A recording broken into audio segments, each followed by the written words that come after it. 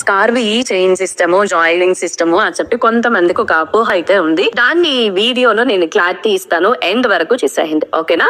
So chain system అంటే ఏంటండి? Chain system అంటే అక్కడ ఏం ప్రొడక్ట్ ఉండదండి, ఎంతో కొంత అమౌంట్ పే చేసుకుంటా ఒకళ్ళొకళ్ళు జాయిన్ చేయించుకుంటా వెళ్తారు చైన్ లాగా. అప్పుడు మాత్రమే ఇన్కమ్ వస్తుంది. మీరు అనుకున్నట్లు కరెక్ట్ అండో, దాన్నే చైన్ సిస్టమ్ అంటారు, జాయినింగ్ సిస్టమ్ అంటారు. మరి స్కార్వి ఏంటి? స్కార్విలో మేము నేర్పిస్తుంది కంప్లీట్ గా డిజిటల్ స్కిల్స్. మీరు సర్చ్ చేయండి గూగుల్లో డిజిటల్ స్కిల్స్ అంటే ఏంటి అనేది. డిజిటల్ మార్కెటింగ్ తో మనం మనీ ఆన్ చేయగలుగుతామా లేదో సర్చ్ చేయండి. అఫిలియేట్ మార్కెటింగ్ తో మనం మనీ ఆన్ చేస్తామా లేదో సర్చ్ చేయండి.